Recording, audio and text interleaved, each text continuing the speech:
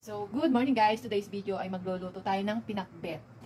Dahil matagal-tagal na tayong hindi nakatikim ng pinakbet guys. So, tara, let's go to the kitchen. So guys, let me show you ang aking lulutuin. So, ayan, English na naman tayo. But, don't worry guys. I'm just practicing, okay? Okay. So, ayan, meron tayong kamatis, meron tayong, ayan, bumili ako ng kamote. Arte-artehan ka. At syempre meron tayong ampalaya. Yes. At syempre meron tayong, ano itong tawag nila dito? Okra. And English is lady finger. Finger lady. Yun na yun. At syempre meron tayong talong. Talong. Talong. Ayan. Diba? So, ayan guys. Ang lulutuin natin pinakbet.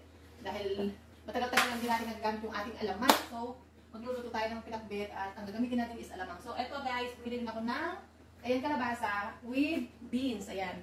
Nung pumunta ako sa Panda last Thursday. Yes, Thursday yan guys. So, pag sasabay-sabayin ko siyang lulutuin, tapos lalagay ko na rin siya sa storage box. Tapos, pagka kakain ako, iinit ko na lang siya guys. Kasi pag di mo ito niluto agad, lalo-lalo na itong beans, madaling masira. Diba? So, that's it guys. Ayan. So, let's go! Start to cooking. Diba? Okay guys. At syempre guys, nakalimutan ko nga pala, ito yung tinatawag nilang pusa. Yes, pusa dito sa may Saudi Arabia. Ano ba to sa may English? Makalimutan ko na. Basta yon. So, ito yung pagkain ni Duga, Mama Duga. Nalulutuin ko for lunch niya mamaya.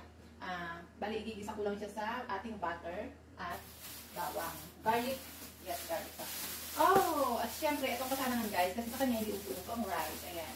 Kumaga parang sa ating pancake. Pero sa kanila, ang tawag is loko. Ayan. So, we will start to cooking na guys. Ha? Ayan. So, start na natin lutuin ang ating kalabasa at beans guys. So, nabago yung isip ko, ang gagawin ko na lang is kagataan. So, parang may clean naman ako dyan cooking cream. At, meron din tayong leftover na roast chicken kagabi. So, yun na lang yung magsasama ko guys. Ayan. So, unahin na natin yung ating kalabasa. Ayan guys, ang ating kalabasa.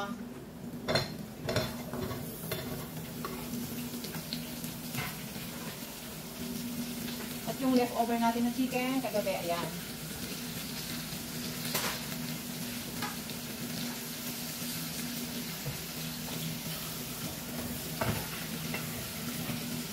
At syempre guys, lagyan na natin ng ating pampalasa ang paborito ng mga OFW na nire-request sa mga nagbabakasyon sa Pilipinas, ang ating alamang. Ayan guys. Yeah. So, next naman tayo guys, dito sa ating pinakbet. Ayan, mag-isa na tayo ng sibuyas at bawang.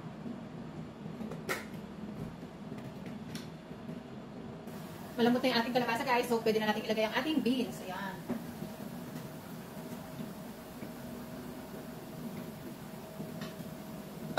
Natin. At syempre, maglagay na rin tayo ng kamatis sa ating pinakbet.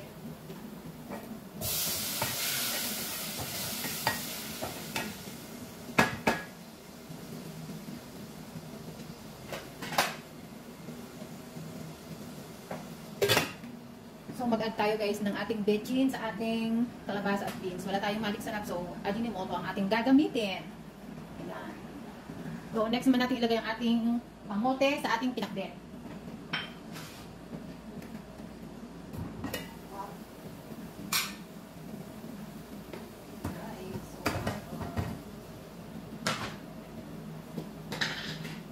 At syempre, ang ating pampalasa, ang alamang. Ayan.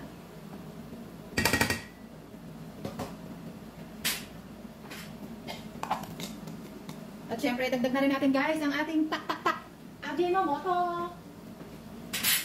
At syempre, ang ating okra. Yan. So, lagay tayo ng ating tubig. Yan. At ang ating takpan. Tikman natin ang ating gulay guys.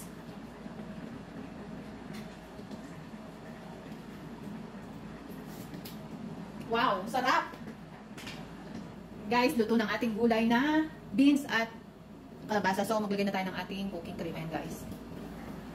Wow. Wow.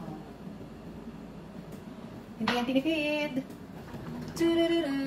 Wow, wow, wow, wow, wow, wow, wow, wow, guys. Ang sarap, sarap, sarap, sarap. So, malapit na. Luto na yung ating kamote, guys. So, pwede natin ilagay ang ating talong. At syempre, ang ating ampalaya.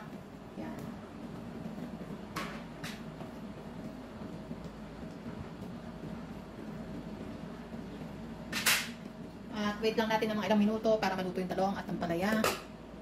So, ayan guys, luto ng ating pinakbet. Tarararan! Ayan. At ang ating ginataan. Ayan guys. So, thank you for watching!